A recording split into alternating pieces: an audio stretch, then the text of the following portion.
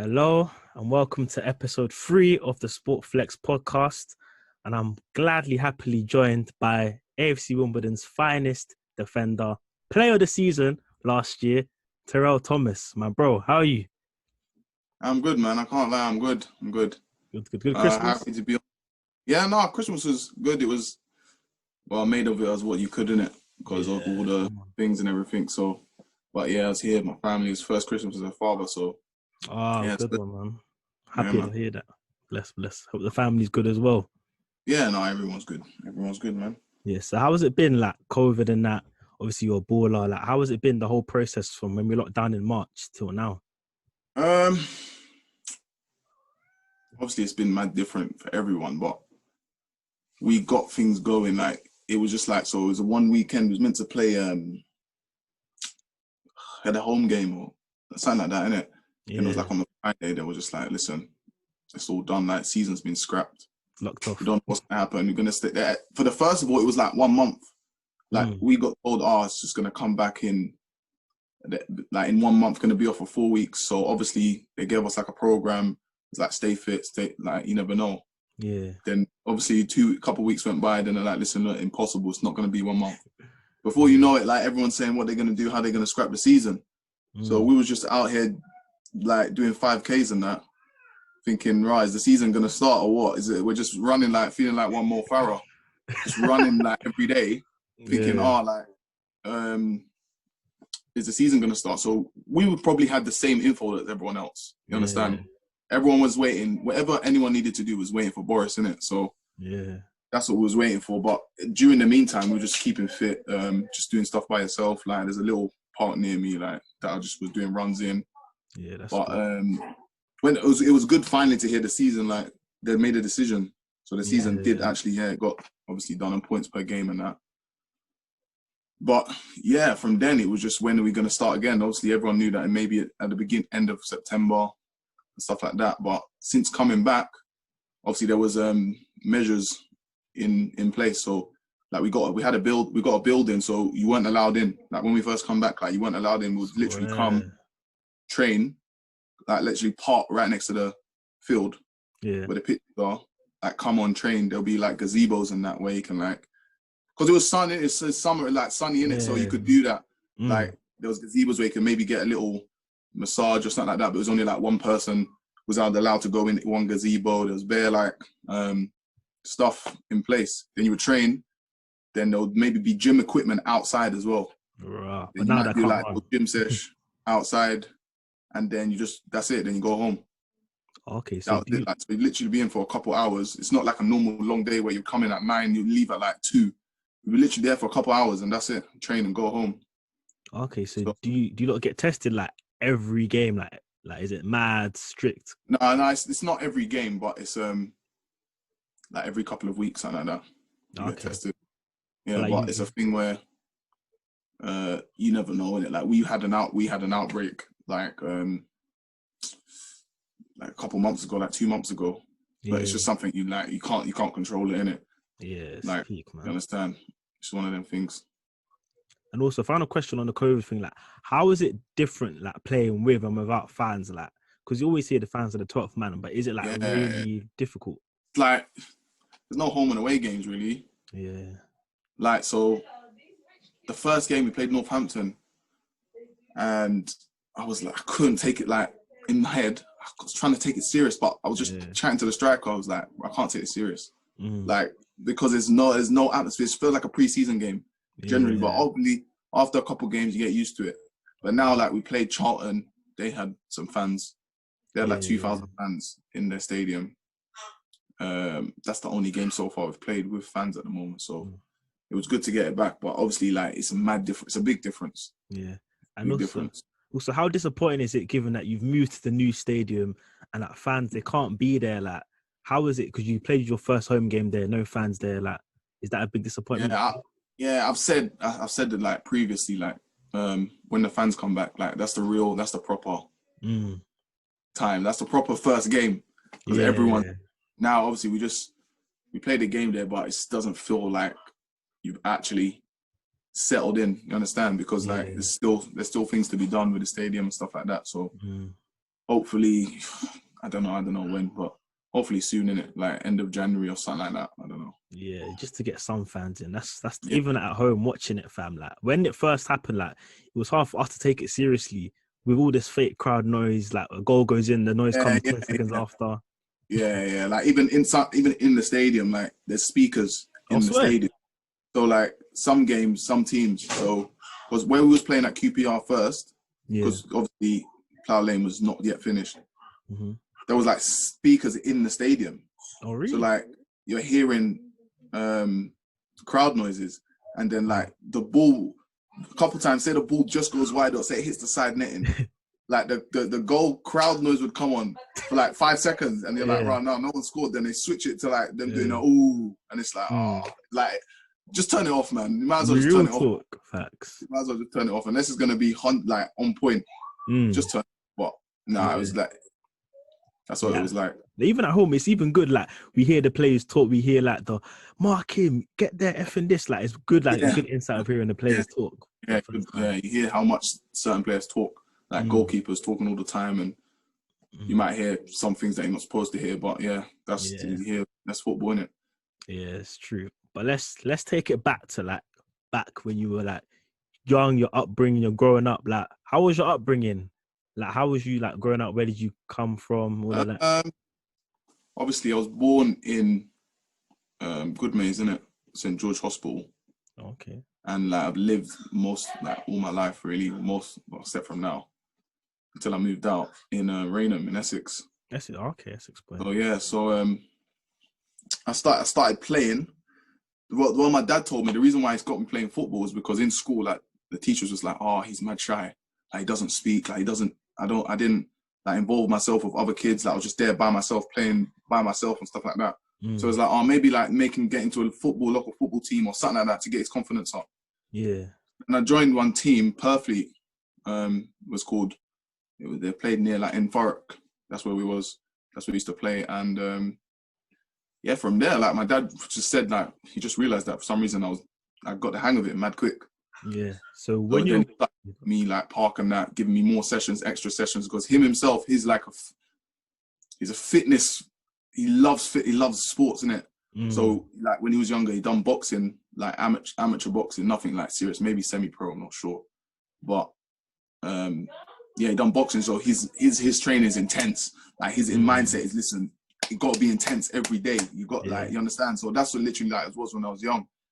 And so he gave me that drive because I said to him, look, I enjoy this. And then it comes to a point where, he played them summer tournaments, and then my dad said, oh, there's a couple teams. I think it was West Ham, Millwall, like most of the London clubs. It was like, oh, do you want to come down and be in our under-8s, which is pre-academy, just training. So I remember I was training at West Ham mostly and Arsenal. And then there's a time where you have to like choose, innit, when you get to 9 years old. Yeah. So when you're 9, you had like West Ham, Arsenal all wanting you. Like, how did that feel at a young age? Like obviously when you're young, you don't deep it, like, because at the time, Arsenal were the best thing. You understand? Like Henry, they had all the best players. So, and I supported Arsenal. So I was like, my dad, like, I'm gonna choose Arsenal. 100. It was them. They were the main two, because that was the closest ones. Like we trained Arsenal academies in Walthamstow, innit? Yeah, Hell End, yeah. Just off F46, yeah. So, and West Ham was training at the time in Dagenham, so I think it's Dagenham, or I can't remember. Yeah, so that was the choice.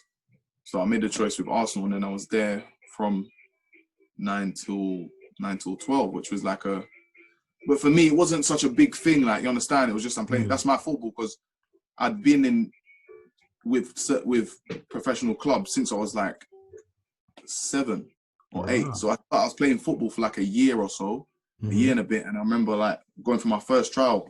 The first one was with Arsenal, and it was at Highbury, and there's like a little Astro. So you have to literally go inside of Highbury, and there was an Astro like connected to it, and you play like indoors. And that's where you done your training. And sometimes you would have to go to like Potter's Bar. That's where the other training ground was. And my dad was doing up mileage all the time. Like now I deep understand. You understand? Like he was doing driving here, driving there, and like I'm appreciative of it. But at the time, you're just like, this is what you do. Yeah, 100. Like, this is your job. Isn't it? Yeah, you just enjoy it and you're just playing.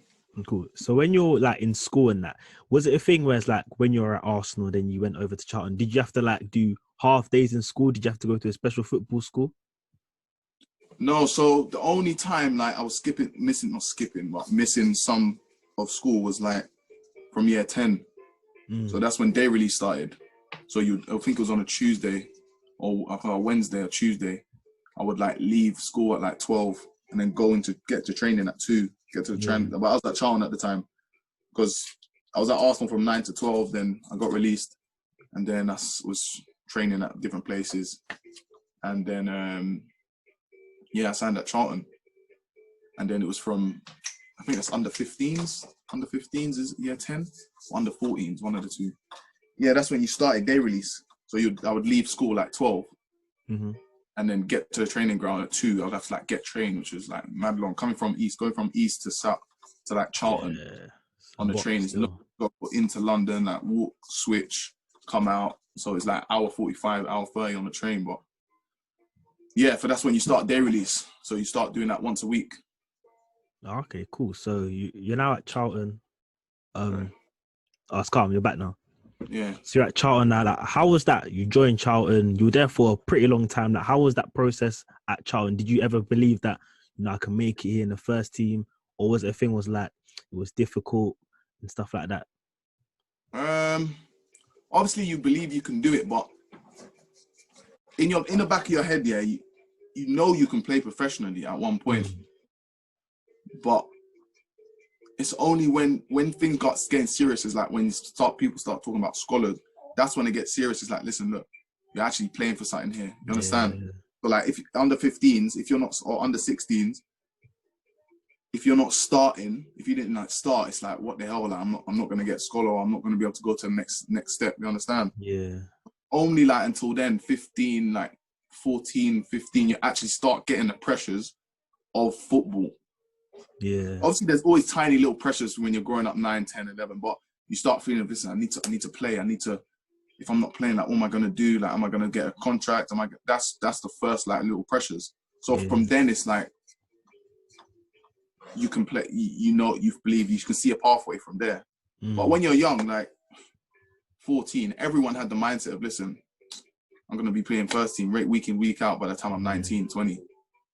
Yeah, like that was the mindset of everyone's. Listen, look, you think, okay, yeah, I'm gonna go here, I'm gonna play well in the under 18s, and then I'm gonna get a pro contract, maybe do 21s for a bit, and then I'm gonna bang again, and then I'll be in the first team. But football's not like that, man. It's not a smooth sailing road.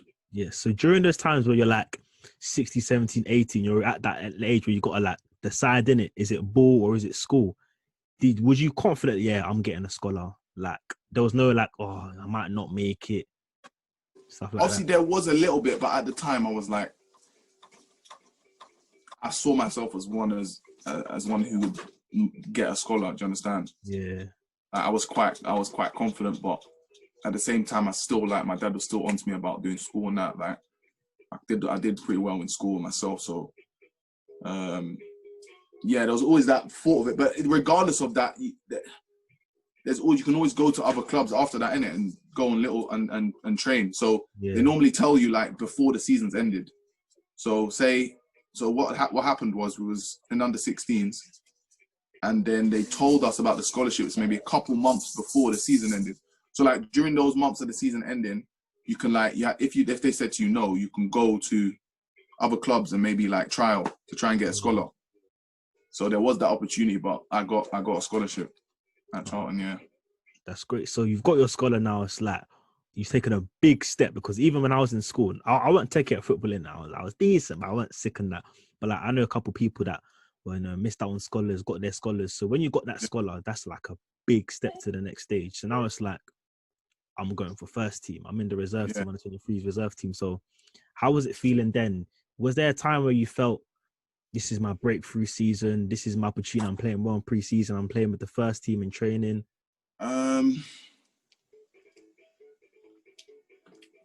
My first year pro, like my first year professional, I felt that I was in a good place in it because I was training with the first team a bit, and I got on the bench a few times. So I was like, yeah, maybe if I just get that one chance of getting on, or someone gets injured, or that's what I thought. Okay, yeah, boom, I'm gonna kick on. But then stuff happened at the club, like the manager left, and then a new manager came in, and then he might like someone else, and then from then I went out on loan. But you understand the process, innit? You know, there's always a road to it. It's not just straight up like this. Sometimes, like I was on the bench for Charlton a couple of times, and then I went on loan to Woking.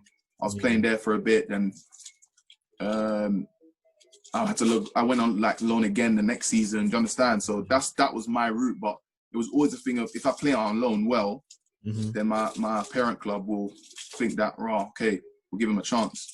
Yeah, that was really the process for me, because there was a few people older than me who were ahead of me, who could clearly see, like physically ahead of me, stuff like that. So, and I was around the time where it was Joe Gomez was playing for the first team. Ezri was just behind me as well. So it's a lot of good players around our year. So I say like 97, 90 to 95. We had a good group, and we did well in like the youth cup, the 21s cup. You understand? So there's a lot of good players. Yeah. So my thing was like, listen, I go out on loan, play men's football, and I can say like it's helped me out a lot, because it's given me experience and helped me to where I am now. Yeah. Also, just briefly speaking about the players you were there with, so you talked about Joe Gomez, Ezri Konsa. I think was Joe Arabo there at the time as well. Yeah.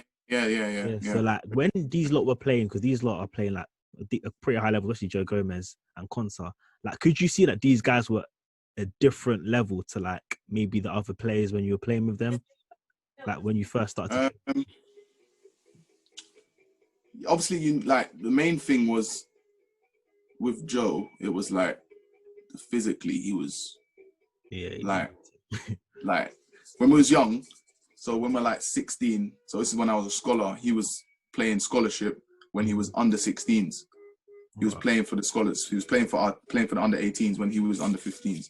And I think he even made his first debut when he was like under 14s or something like that, even before like me, you understand? Yeah. But like he had that stature, that physical stature, and he was quick, and you knew that this guy like when you played with him, you knew this guy is gonna excel, innit? Yeah. Like he was one you can see, you can play, because look, it was too easy for him. You understand? Like under 18s, under 21s, it was too easy.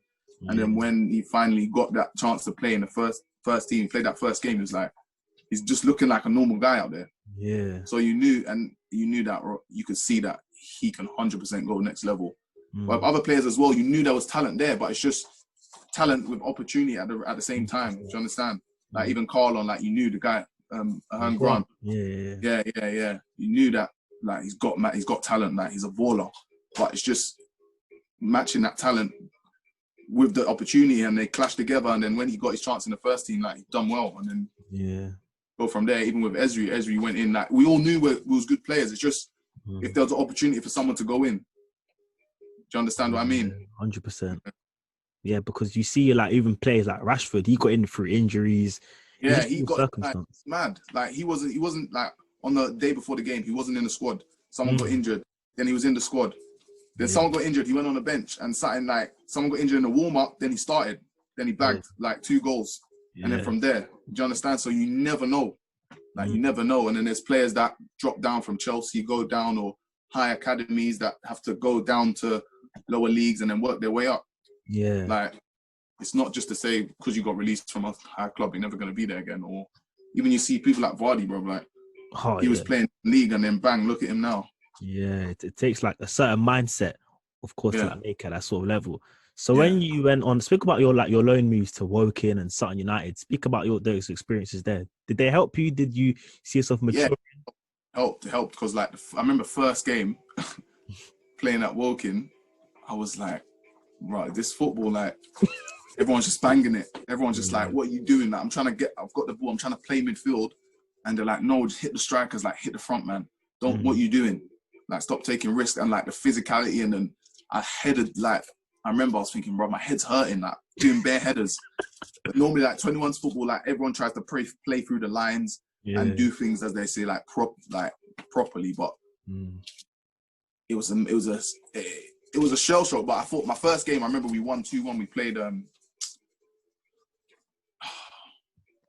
can't remember the team. It's literally next to Charlton. It's right next to Charlton. They're playing like black and red or something like that. I can't remember the team. It's a non-league team. They're in Conference South now, I think. But yeah, we played them. I can't remember. Sorry. That's right. And yeah, we won 2-1. And I was like, right, like, and you had that feeling of winning. Like everyone was gassed after the game. Like, yeah, well done. Like we got the 3 points. Yeah. Like it's 3 points. It's not just, oh, like, we got another game next week. It's all right. Like, listen, if you leave losing, you're gonna get relegated. That's like, you understand? And when I came in, it was in a decent spot. Like, it was like middle of the table and was looking up, and we won. And we tried to kick on from there. But I remember that feeling of like that fans as well, like fans, like the atmosphere. It was the first game that I played. There was a mad atmosphere. Only before that, when me playing was the atmosphere was like Youth Cup, like when we played Chelsea. But yeah, no, that's what it was like. It helped me a lot. And then the first time going on playing, because I started that game as well. I started my first long game as well. So it was a reality check into what football is, and it helps you in a way when you're playing home. When atmosphere, it helps you play because it keeps you switched on. Like the thing with no fans now, it's like you can switch off sometimes. You got to have something else, because when there's fans there, you're in the game. Yeah, they're cussing you out. Yeah, you know what I mean? Regardless if it's home or away, there's always a stimulus there to realize like this is a proper match. Yeah. Right, cool. So you've done your loan deals now, and then it says you moved to Wigan. Is that right? Yeah. I moved to Wigan. It was like, because I was out on loan. I went Woking twice. Yeah. On my second time, my contract was coming to an end, but Charlton was going through like, they were going through, the first team was going through like a drag.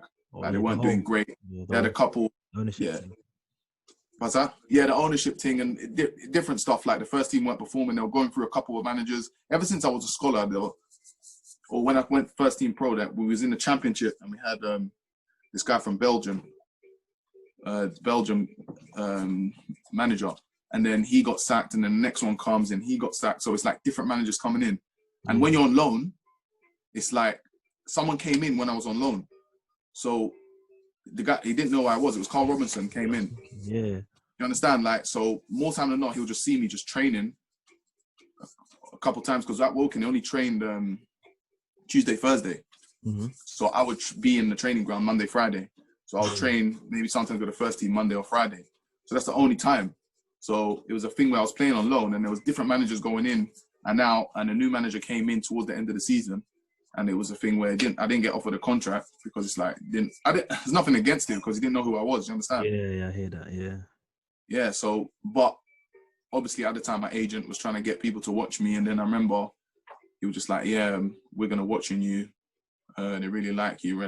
Hopefully, if Charlton don't offer you a contract, then you can go there on a free. But if Charlton did offer, then they'll have to pay some sort of compensation.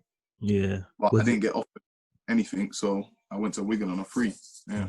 Was it a quick transition from when Charlton released you, then you got that contract at Wigan? Yeah, because it was as the season ended, like a week later, I went to Wigan to like see the training ground and that. And it was like, listen, yeah, we're gonna put an offer on the table, and it was quite quick, because I went into Wigan the first pre-season day, so it wasn't like I was without a club scrambling, thinking, oh, what am I gonna do? So I always knew that I was going to sign at Wigan. Okay, that's cool. So talk us through your debut for Wigan. You played against Blackpool. You won that game at EFL Cup. Is that right? Oh yeah. First game at EFL Cup. It was just after the first league game, and obviously in the cups, like the manager's going to change things around, and then obviously I thought in my head like I probably would start, because it's a cup game and managers will change things about just to give the first team a rest, innit? So yeah, I played that game off. Like, I enjoyed it. I remember that game. But I didn't feel like, oh my God, this is my debut. You understand? I was just relaxed. I was just calm. It was just like another game. You understand? Yeah. Like, I can't explain it, but yeah, I was happy to do that for the team. And then I think it was the next week, the next game, I got my first league appearance, because we went down to 10 men just before half time, and so the left back got sent off, and we had no other left back. We had no other left back on the bench. I was the only defender on the bench, and the manager was like, oh, yeah, you're going to go on and play, and then come on, and then we still won 1-0 against MK Dons. That's solid. Like, how was that playing different position? Was it good? I've never played left back before, but if I'm playing centre back, I'd rather left side centre back. Left side, yeah. Yeah, I don't know why. I just feel more comfortable, like, because I can use my left on that side, but I can come in the other way. But I feel more confident coming in on my right than coming in on my left. Do you understand? So if I'm playing right centre back and I get the ball from right back and I turn out, I feel less confident playing that long diag switch with my left foot. But I'd rather play a straight ball with my left. Do you understand? I'd rather come in on my right. So the only thing I was wondering was like, 1v1 defending. Because like I'm tall in it. And it's like you get like nippy wingers. But I did all right. Like, I thought I did well. I remember that game. I played half the game. I did all right, and we come out with a win, even though we had 10 men. Yeah. So what happened at Wigan? Why was your time there so short? As in, because I see that you went on loan after you was there for like a few months, and then things ended. So how come you went out on loan again? Did you feel like it was a bit hard done by, or did you just need to get more game time under your belt? I felt a bit hard done by, because I thought like, listen, in training and that, everything that I'm doing in the games that I'm playing, like I'm playing well. Like the times that I did play, so at Blackpool, then we played. I came on against MK. Then after that, we played Villa. That was probably one of the biggest atmospheres I've played in. Yeah. We played Villa in the cup, and I thought in those games, like, and then I came on again in another game against Portsmouth. I thought the games that I've played, that I've done well. Everyone's telling me, "Oh, you're doing well. Like, you understand training, you're good." But then I remember just before the window, like, Shay Dunkley got a red card in one of the games, Portsmouth, and then I was like, "Oh, right, I could play next game," because then that came on. But then he got in like another player, the manager got another player, and I felt hard done by about that, because I was like, there's not much more I could do. The only thing I can do is bag. The only thing I can just score. That's the only thing I can do. At centre back as well. Oh, Shay Dunkley got sent off, and then yeah. So I felt hard done by not starting the next game. And the next game was Shrewsbury away, and we lost. And I was like, listen, like, you could have still put me in. Then the game after that was Charlton away. Oh, so I could have played like Charlton away, but the man, I understand. I was young and I hardly had any game time. I understand why he done it. Yeah. Why he brought someone in to play in it. So yeah, that's football. I was a young player still. I was like still 20. Yeah. So it's a thing where he wanted someone with a bit more experience. But after that, I was in and off the bench. I was training, wasn't really getting, because when obviously Shay Dunkley came back, the guy that came in went onto the bench, and I was like 19th man most of the time.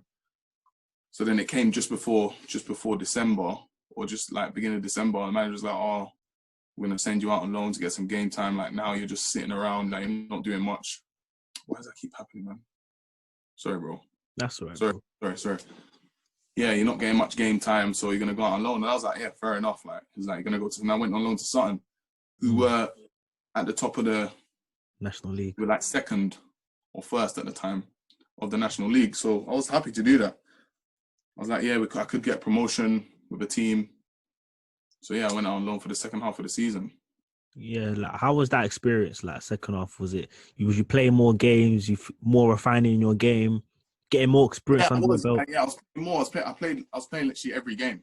I played literally every game there. So and obviously it was men's football again, and it was a different thing to Woking, because Woking, we was like fighting to stay up. So we was at the top of the league, so it was literally trying to go for wins. We're trying to go for wins. So it wasn't just, listen, we're sitting deep. Like, Woking was sitting deep, defending, the ball's coming, heading it out. It was actually trying to play. So it's a different experience to the Woking loan. So yeah, I say I refined my game a lot more there as well, because you're on the attack. He was defending most of the time. We was the ones attacking. Yeah. We just have to clean up. So that helped me a lot in that way, because it's like, listen, we have to win.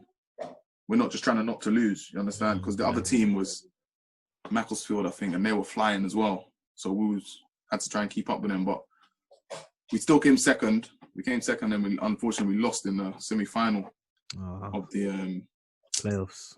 Yeah, the playoffs. Yeah. Yeah, it's unfortunate because only like 2 teams go up in it. Like it's only first, and then only 2 teams. So the first go up, and then after that, it's playoffs. Yeah, it's the playoffs. So second till 4th. But that was the first year. So that year was the first year they done like a 2-tier playoffs. So it was like first go up, second and third go straight to semis, and then 4th, 5th, 6th, and 7th do like a quarter final playoff. Yeah. So like fourth place, 7th, and that the winner of that plays either second or third, and then 5th place, 6th, and the winner of that either plays second or third. You understand what I mean? Yeah. So just to make it a bit more competitive, because like when you get into the second half of the season, if a team knows that they're not going up, they're not going down. Yeah. There's no incentive to play in it. No incentive to play. There's no competitiveness. Yeah. So I think that's why they did it, and it did help. It did help. Yeah. Yeah, that's good. So you've done your loan spell at Sutton, so it's back to Wigan now. Then I said here that Wigan, they actually gave you an extra year to exercise that extra year option. Yeah. They exercised the option, which at the time I was like, I thought I deserved a bit more than that. I thought I deserved like a new contract. You understand, like a fresh contract rather than just another year on top. Because like to show faith, I'm away from home, innit? Like at the time I was living in like the accommodation that they had. So it's like, of course, like in my life, I'm trying to move. I'm trying to go to that next step. I might be able to like save some peas and maybe, because up there things are a lot cheaper. Maybe like buy a house or something like that if I get a good deal. You know what I mean? So at the time I was a bit frustrated with how they was dealing with me, but I could understand the way because we got promoted, innit? Like in my head, I'm thinking, listen, look, I ain't played League One for them. Yeah. Why am I going to get the opportunity to play championship when they're going to need to get better players in when the championship's another level?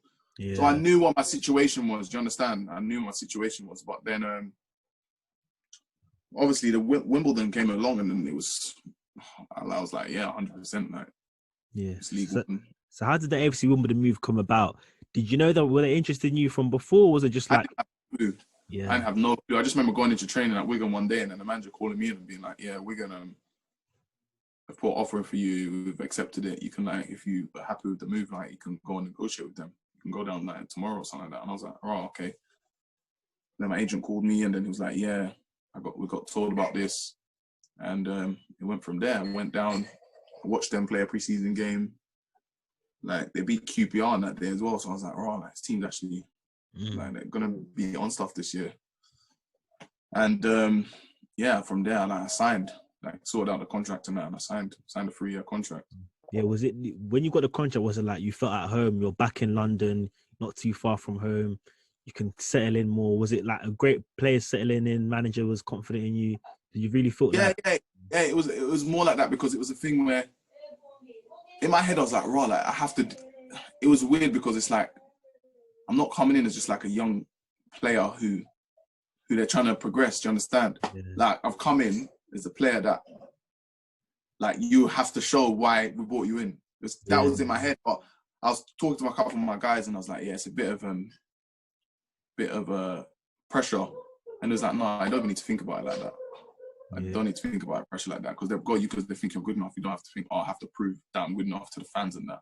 Yeah. But it was a good. I was excited about it. I was back in London. Obviously, I could see my family a lot easier, stuff like that. But I'm someone that I don't really get homesick, anyways. Yeah. Yeah. Once I've got like my ball and I know what I'm doing each day in day out. I'm good. You understand? I can put my mind to something and just relax. So speak about your first season at AFC Wimbledon. You've just joined. You've come in. And they talk about your debut, coming on to play, wearing the Don shirt. How did that feel? It came after a while because I remember I came and then I didn't start the first game. I was vexed, because there was because you've just moved and you haven't trained fully, you understand, you still need to get your fitness up. So I was like, all right, cool. But I was like, what the hell? What's the point of bringing me if you're not going to start me? Do you understand? Yeah. Obviously, I understand, ball, So the next game was like a cup game. And I played that. It was against Charlton. I played and we drew. And I got injured my knee. But it wasn't nothing mad serious. So I was out for like 8 weeks after that. Or like 7 weeks, something like that. So it's frustrating that I've just come and I got injured. No. That's not happened. That's not it. There's another injury. So we played. So the first game happened, then we played Millwall in a pre-season game. Yeah. At their ground, and like I remember the ball went down the channel, and I've like blocked and I've headed it out. Then Tom Elliott has like kicked me in my quad, like clattered me in my quad. Dead. You know when you get a dead leg in your quad, like you can't carry on. And he's a big guy as well.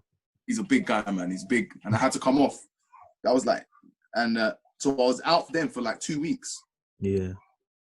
And then after that, came back for a week, then played the Charlton game, and then hurt my knee. Damn. Then I was out then for another 7 weeks. And then during that time, we were going through a bad phase. Like, we were not winning games. And I think we won the first 1-1 and then drew. And then after that, we would just lose, draw, maybe lose. That was hard. It was a tough time. Yeah. But then when I came back, I remember I started. When I came back, I was fit. I started the game. It was against Shrewsbury. It was my like actual official league debut. Yeah. Like starting league debut. So it was a thing for me. We lost the game, but it was a milestone for me. Yeah, of course. But then from then, it was tough. And then the manager got sacked and then Wally Downs came in and then it started to trying to get up the table and the Great Escape started. Yeah. So how is it like when you're losing games every week? Like how difficult is it to keep that? It will be this week, this week we'll get our luck turned. Like, is it really difficult to keep like positive in that situation when you're down the bottom? It's hard. It is hard. Especially being an defender as well. It is hard because it's like when you're conceding goals, everyone just says you're defenders. Who's a goalie? He's a defender. Do you understand? When it could really be a team thing, it could be like the midfielders generally just not working hard enough. So the defense is getting bombarded. It could be a load of things, but it is hard. It is hard to stay positive. You just have to try your hardest to stay positive and keep saying, listen, look, it's gonna turn, it's gonna turn, it's gonna turn. But when the new manager came in, he came with fresh new ideas, and that gave us like it's like everyone had a fresh start. Yeah. And we still had a lot of the season to go. It was only like end of November when he came, something like that. So we had a lot of season to go. But it was a task because we was like at one point it was like 11 points adrift, or 12 points or something like that. Yeah. So and then we grinded it out and we stayed up. Hopefully we stayed up happily. Yeah. So now let's speak about like the next season, your Player of the Year season, last season. Like, how was that season for you personally? Like on the field, you're balling out, and then to get the Player of the Year at the end of it, to know that you've been appreciated by like the supporters, by the club, by your players.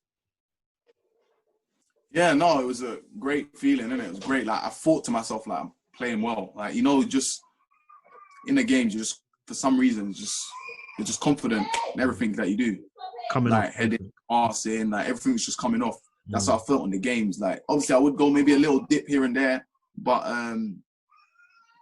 more or less because I was playing centre with we had like 5 at the back, but 3 centre backs. I was playing centre, and I just totally made the position my own. I just felt like this, confident. Every game I was going in, I was like, it doesn't matter who I'm coming up against. I'm confident, I'm calm. Yeah, and that's just the mindset. Sometimes you get that. It's like in any sport, you just some days, some years, or some times it's like, listen, everything's gonna work out. If you're playing golf, you think, before I even hit it, it's bang. I know it's going straight there. Tennis, bang it down the line. I know. You understand? It was just that type of feeling. Yeah. And plus, especially given how young you are, like you're only 25. That's just turned 25 anyway. Like you you showed your sport like at quite a young age. Did you feel like, I'm still quite young, I can make this sport my own? Did people put arms around you like, yeah, you're good, you can do this? Was there a lot of player encouragement?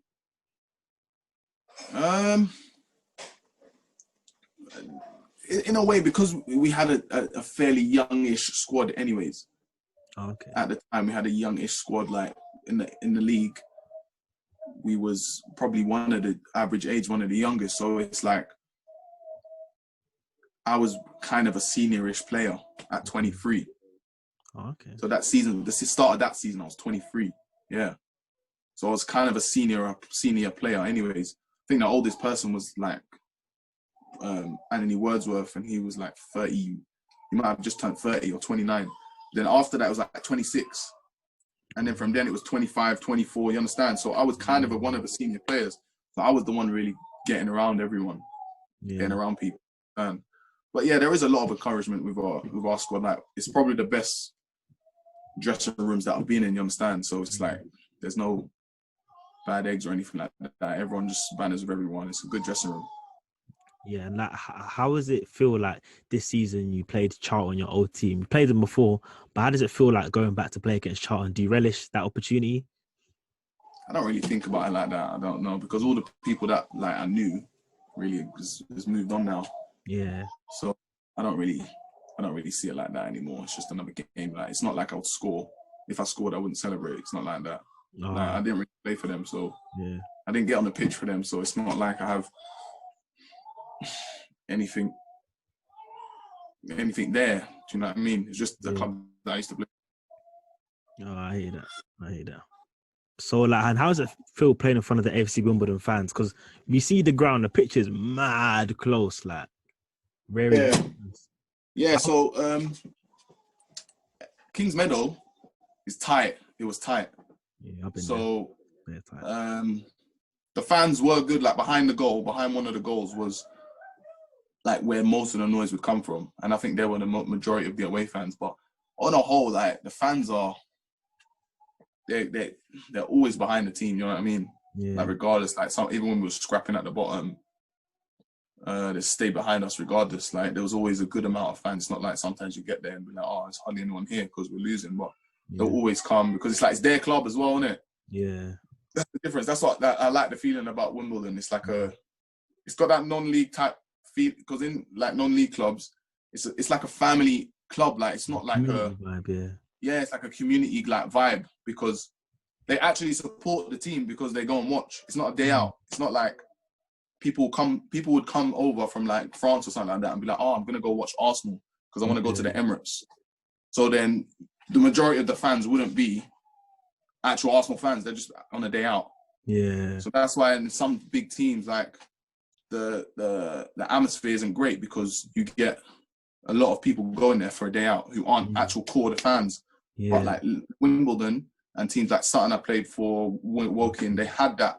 Like, everyone there supports the club. Yeah. You're not just coming for a day out. Everyone supports the club. Yeah. And that's the feeling that I get. And with Wimbledon as well, it's fans owned as well. So everyone there is like, it's theirs. Yeah. You get what I mean? Yeah. And so speaking of that community vibe, like the fans own it, do they tell you like how serious the beef is with MK? I'll call them. I don't want to say their full name, but are you told like you can't lose this game? Like, it's a serious. Yeah, like they know, like, listen, regardless of what happens in the season, like, you can't lose the derby. That's what it's like. And in my head, sometimes I'm like, listen, I understand we hate them, but I don't understand why they hate us. Because they left. Do you understand? Yeah. Like, I'm like, why do their fans hate us? It's probably just become a thing. That's MK versus flipping the Dons. Yeah. So it is when there is fans, like, the home game was good, but the away game, it's like this year not great, because they got a massive stadium and they got like 10 people there. Yeah. Like, there's hardly anyone there, even when they got a big stadium, even when the fans were there. Like, there's people dotted around everywhere, and it's not like the atmosphere is not great and that. So like, the home game, when we play them home, it's much better. Like, it's the atmosphere there, you feel that like thing between the teams. Yeah. So, but let's speak about. I don't know how I forgot about this, but talk about that night against West Ham. The 4-2. West Ham, bro, that was man, that was mad. I remember watching it on the television as well. Yeah, going into the game, it was like, it wasn't surreal, but it's just like, okay, look, we know the job, we know who we're playing, we know the job at hand. Let's just see let's go with the game plan, see how it goes. Yeah. And like, I remember at one point, obviously we went 2-0 up, and then everyone was happy. It was like, okay, it's only half time. So everyone was like, listen, we got to stay on it. And then we came out, and we scored again 3-0. And then I remember going like, say swear we scored again. I was like, I swear down we scored. Yeah. Like it was a bit surreal. It's like, we're 3-0 up against West Ham. Like, this is mad. Is this real? Like, is this Premier League West Ham, you know? Yeah, and I was like, right, they had Andy Carroll up top, Noble was playing midfield. I can't remember their full squad. They had Dean Garner was playing right side. Chikorita was playing. So I was like, right, we're 3-0. We could actually win here. Like, you start believing it, you start doing everything. Like, the belief really came in then when we went 3-0 up. But then I remember from then, when they made the subs, that's when I was like, oh, like, this is serious. Like, these guys are ballers. Like, Anderson, like, I thought, this guy's so fast. He's so fast and sharp. Like, he turns, and then he went to 3-2. And I was like, oh, thank God, this is a bit tense now. Yeah, it's getting real techie now. Because they were bombarding us, and then we got the 4th goal, and then from then it was like, yeah, it's no chance. It's not coming back now. Not coming back now. But it was a great night, man. It was a great night. Yeah. Wow. And that night really helped us kick on to staying up. Because you thought, listen, look, any team that comes here, like, we made the home games, like, our home, like, any team that comes here, like, they're not winning. The most they're going away with is a draw. Yeah. But yeah, from then on, it was just, I don't think we lost, after that, I'm not sure if we lost many games. We didn't lose many league games after that. Yeah. Which helped us stay up. But yeah, it was a great night, man. Like, only afterwards, when you get home, you get around everyone or you speak to people, they're like, oh, right, like, you played West Ham, and like, you start deep in it, like, right, I actually played West Ham. Because when you're, like, I'm a person, like, everyone's a footballer, innit? Yeah. You're just another footballer on a higher level. Do you understand? So when I'm playing, it's not like you're going to be starstruck because you're playing against Prem ballers. Yeah. It's another football match. Yeah. But that's quality, man. Big up. That was a solid performance that day. But speak about like your plans for like this season, the future at Wimbledon. Like, what's your goals for this season? Obviously, personally, hopefully I can get to 100 games. Yeah. For the whole season. I can't remember how I'm now. Maybe mid-70s or something like that. You mean all comps or just league? League. So league starts. Hopefully I can get to 100 league starts or even all competitions as well. So that's my personal goal for me now, because it's a milestone that a lot of footballers talk about. It's like, yeah, I played 100 games in the league. Yeah, that's cool. So now you're established in the league now. Yeah. But as a team, we know, like, we started off well, but we've just gone through the last month or so. We've gone through a bit of a dip in performances. So we know that once we get back together, because we was up there in first 10 games or something like that, we was close to the playoffs, and we played a few decent teams, that was potentially saying, oh, listen, look, we're going to be right up there, and we went toe to toe with them. So we're like, listen, why not? Why can't we be there? So our goals is, listen, look, we got to finish, we believe we can finish top 10, and then from there it's anything can happen, do you understand? But we know, we have the belief that because it's a long season. Once we start getting going, once the games start getting going, and we get a flow of, okay, we get a win, maybe 2 wins in a row, then from there we can kick on, and that's the really belief that I believe in this team. That's good, man. And I'll just end up, I've got a couple of listeners' questions. Get me? Had to ask people. So, the toughest striker or player you faced? Toughest? Probably, probably Anderson. Felipe Anderson. Yeah, it's long. Yes. He wasn't directly against me, but even when he's on the ball over there, he's passing and that, he can find passes so well, and he's so quick and sharp. It's the turn and pace. Yeah. So it's agility. So when he's running quick, he can turn and get quick again. Yeah. That's what's hard. And probably him. Yeah, probably him. Who's the most influential coach, manager, or even person in your career, would you say, so far? Obviously, number one is my dad. Yeah. But if I said a coach, I would say, it's a while ago, but I would say Danny Buck. He was my under-9s coach at Arsenal. Oh, okay. Shout out And Danny like Buck. some of the stuff, so some of the stuff he we would do, I still do it now. Like the technical drills, some of the stuff he used to tell me about body shape, body positioning, stuff like that. So he helped me a lot with the technical side of the game. You understand? So I'd say he's probably one of the most that I can say sticks out the most in my mind. Oh, big up Danny Buck. What's your favorite game you've ever played, or the most enjoyable game you've been in? Yeah, probably West Ham, easily. Yeah, easily West Ham. Game against West Ham. But then close to that was probably when we stayed up against Bradford away. Yeah. Not the game itself, but afterwards, because we knew, listen up. Yeah, we stayed up. So yeah, probably those two stick out in my head. But West Ham most definitely is the best. Like it's like, it doesn't always happen. And understand? Yeah. So, and it was on TV and it was a big setting. Yeah. What's the most intimidating crowd or the most difficult away days? Like you go to this ground, you're thinking, it's long still. No, the one that sticks out in my head is Villa away. Villa. When I was at Wigan, so we played them in the second round of the Carabao Cup, I think it was called then. Yeah, and I remember, obviously we came out and it's like there's a stand, so where the tunnel is, it's like on the side of the pitch. So you come out and the rest of the pitch is like that way. It's not like in the middle. So the stand furthest away from the tunnel, we was facing that stand first of all, and then they switched around. And I remember like walking across, and like I just see like a wall of like fans. Yeah, because it's just one big stand. There's no like tiers. It's not like tiers. One big stand.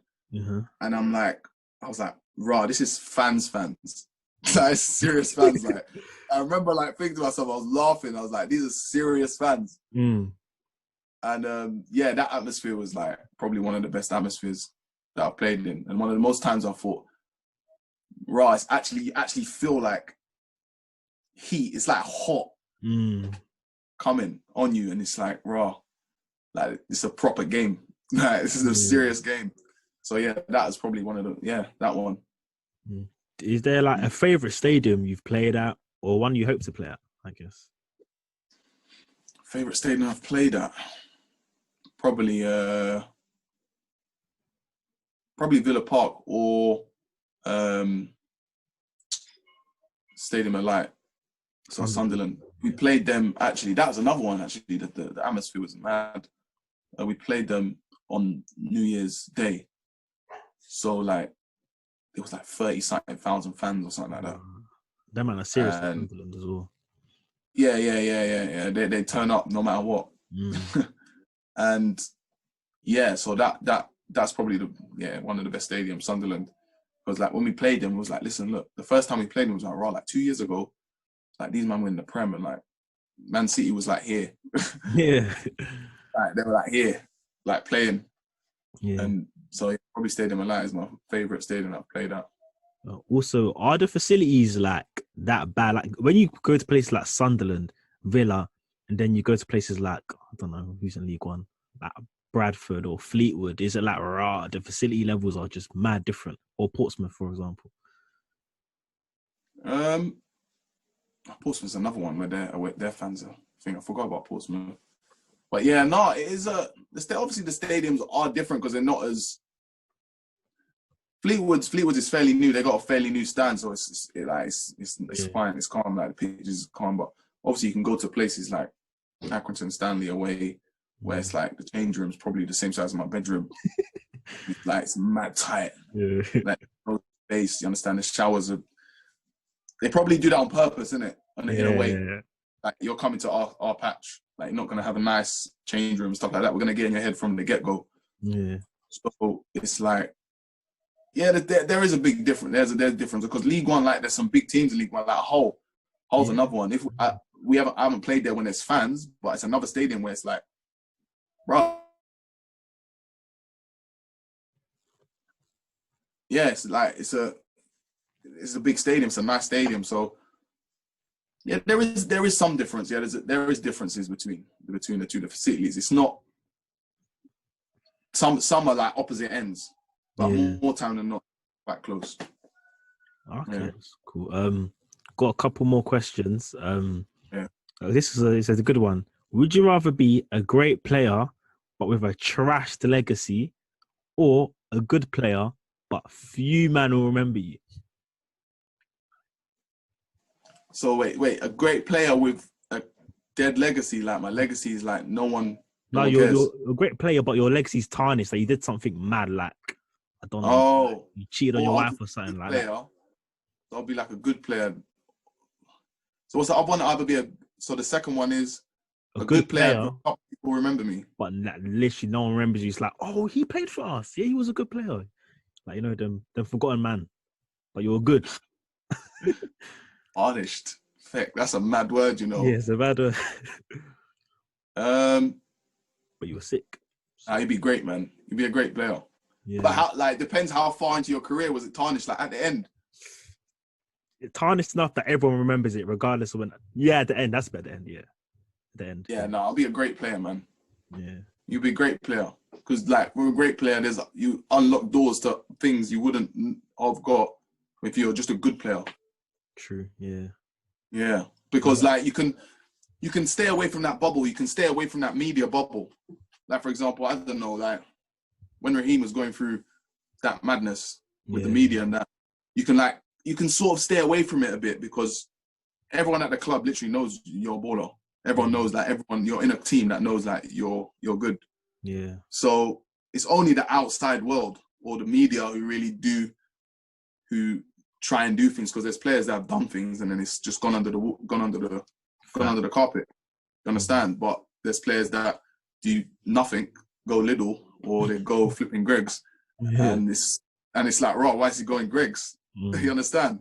So, I'll be a great player, man. Great player. And as they say, there's no such thing as bad publicity. So, in a way, yeah. There's a couple more. Messi or Ronaldo? Messi. Oh, cool. Yeah, all day.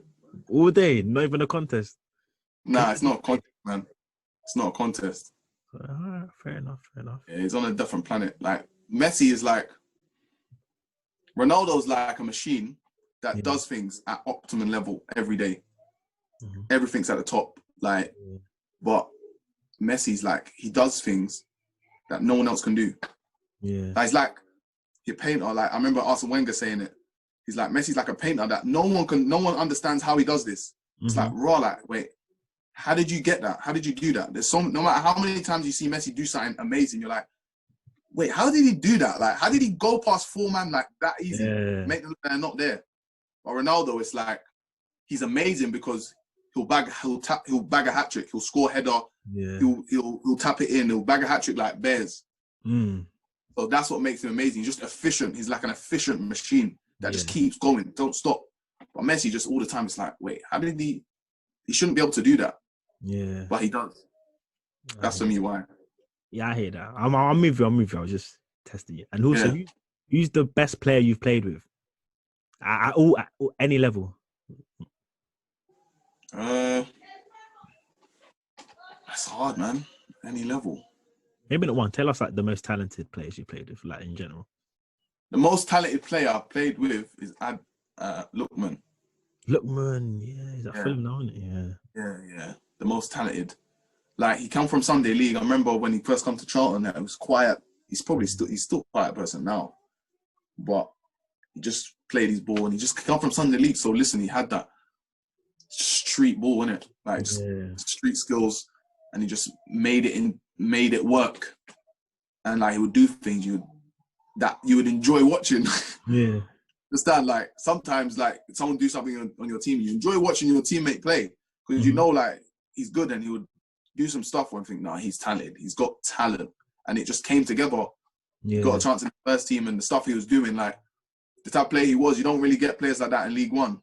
It's true. You understand? So he's doing stuff to defenders, like just chopping bare time, like cutting, and defenders are diving in because normally, like, the player comes inside, he's trying to bang it, he's trying to shoot, but he's coming inside, he's chopping, and he's chopping again. There's one, like, so many games where he come inside and like 2 players would go towards him, and he would chop, and 2 men would just like slide, then it would be away. And he scored that goal so many times where he came edge of the box, cut in, chopped out, then scored with his left. Done that so many times. So yeah, he's probably the most talented player. But yeah, another, obviously Alex, but I only Alex Iwobi. Iwobi? Yeah, that's when we was young at Arsenal. Oh, okay. Yeah. Another more. Yeah, that's about. I can't think of anyone else really. This is the biggest one, Ade. No, I hear that.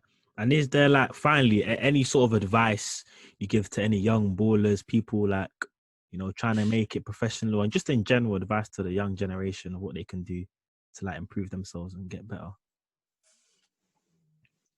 Okay.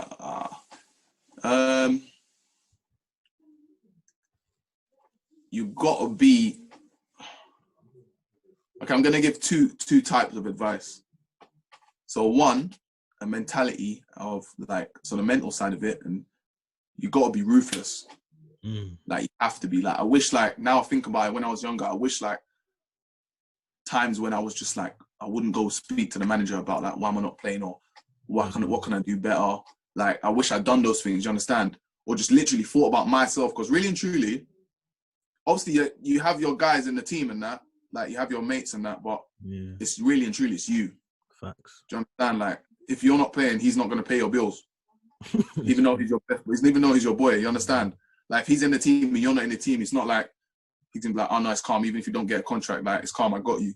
It's not like that. Like it's literally a dog eat dog. So if the earlier you understand that, the earlier as a player you understand that, the more drive it will give you. Because listen, look, I can't rely on anyone else. Obviously, on a Saturday, you have the 11 players and you use each other to win the game. But really and truly, it's you that determines where you go. Yeah. And then a technical advice would be just listen. You just got to touch the ball as many times as possible. Do stuff for your position as much as possible. Do you understand? Like if you're a defender, practice your passing, stuff like that, headers. For the English game, physicality is strong. So strength and conditioning is something that is key for the English game now as a young player coming up. Because if there's not a lot of managers now, it's coming slowly, but there's a lot of managers now that'll be like, he's a bit too small, he looks a bit weak, or he looks, do you understand? If you haven't got that establishment of backing of play before, do you understand? See, you're coming in on trial somewhere, and like he's like, he's decent, but he looks a bit weak. Yeah. That one, you understand? Like the strength and conditioning side, like there's players that are horrible, technically horrible. Like they don't look good, you understand? Like for example, like Antonio's a baller. Don't get me wrong. Or there's players like, but he's like, yeah, but he's not. No, I wouldn't say horrible. That's poor. He's technically horrible, but technically limited. You understand? Like you can see the way he plays. Like it's like he knows. Listen, look, I'm a powerhouse. Like I'm gonna kick it past you, and I'm gonna move you. You can't touch me. Do you understand? Because he's so strong. He knows his game. Yeah, exactly. That's a player that's like, it's long. If you buck him 1v1 or he's holding you off, it's long because he's strong like ox.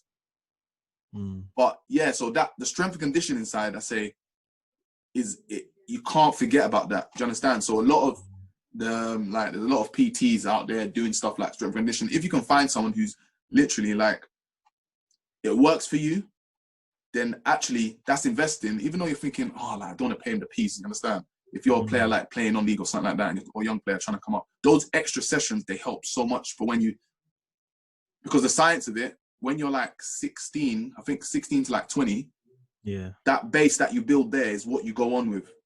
So if you're not strong after 20, more time than not, you're not going to be a strong player. It's not going to be your game. Do you understand? I don't know. Like, I was speaking to the sports scientist the other day, and he was telling me that why when you're like 16 to 20-year-old, you do so much gym because something about a male body, that's the base. It does for your adulthood. It's between 16 to sign. So if you're a young player, like the strength and conditioning and speed and agility, those things are key. Like, work on them a lot. Also, don't forget about the technical sides, but this is England, isn't it? So really and truly, like, there's only going to be a minor percentage of people who are slow and have got mad tech that play in Prem. But if you're slow and you have mad tech and you're trying to do League One or even Championship, the Championship's so physical. Like, it's even only like National League, there's physical players in there. The game's quick. Like, you don't get time on the ball. Like, in the Prem, you see them just sitting off. They get time. Liverpool pass left, Man City pass left, right, and then it's your turn. You go have a go. Pass left, pass right. It's not like that. Yeah. Like, the ball's in the air. Like, you have to hold your man header. Do you understand? So that's something that's advice. So ruthlessness, knowing where you're going, and like believing in yourself, and owning your own skills. So technical, just practice as much as possible, and the strength and conditioning. Wow, that's proper advice. I appreciate that. And just to add on to that, because I look at Lookman now. He doesn't look really, because he's quite small, Lookman. But was he like strong back then when you were playing with him? Okay, I wouldn't say he's strong. That's good. Yeah. But there's two types of a way you can use your strength. So obviously, if you're a defender, you gotta be strong, like upper body strength. Be able to hold people and push them away, you understand? But then as an attacker, Ade, he uses his body so well. Do you understand? Because your body at the end of the day is a weight. If I've got my body in between you and the ball and I know how to use it, you're not getting the ball. Fact. It's like Aguero, like the guy's small, but his legs are strong. Like, you're not getting that ball. Yeah. Do you understand? That's something. He knows how to use his body so well. And because he's slight and sharp, it's hard to even touch him. Like, there's players that you play against, it's hard to, even though I'm stronger than you, it's hard for me to get you because like you're mad small or you're mad slight and you're sharp. So the sharpness as an attacker, if you're a winger, the sharpness is key because if they can't get you, they can't get the ball. Yeah. Understand? So I would say that's two sides of it. So if you're a defender, there's actual body strength to be able to move people out of the way, header it, tackles, running with strikers. But if you're on a winger or an attacker, it's more about that core strength, being able to know how to use your body. And So when you was younger, so I know I'm going on a bit, but was you privy to this sort of advice when you was back younger, or was it only when you realized when you were like a certain age that you had to know all of this? Obviously, they at Charlton, I can't lie, like it was put upon us to do these things, so we had to do them. Do you understand? So we had to do like Tuesday leg session, Thursday upper body session. So it just became something that you do. But because Charlton's academy and that their facilities and that is good. I can't lie, it's good for a young player. They've got everything you need. They've got a lot of things of what you need as a young player. But obviously in other clubs, they might not have their facilities like that. Like for example, Wimbledon, their young boys don't have the same facilities as I did at Charlton. Do you understand? Yeah. So they could miss that key bit of football, even though they're balling out under 18s. They're missing that key bit that can help you go easier go to the next level. So yeah, there is like the facilities is a big thing as well when you're young. So if you can listen, invest in yourself. Even though you think I don't want to pay the money, like if there's you got good advice from people that's saying, listen, look, this PT, like he's on job, like he'll get you strong, get you fit, like do it because it's gonna help you in the long run, regardless if you think, I don't really want to pay. Yeah, I hear that. And that's great advice. And just thank you a lot, Terell, for coming on, sharing your journey. Right. Big up to that, man. And invest in yourself, listeners. Invest in yourself. Yeah. And anything really and truly, in any line of work you want to do, if you want to go into like business, stuff like that, you got to invest in yourself. You got to spend money on yourself to help yourself in that field. It's just football. The main thing is just, you know what I mean? Yeah, big up. Terell's living the dream, balling. Obviously, all the best for the rest of the season. Thanks for coming on. And we'll see you next time.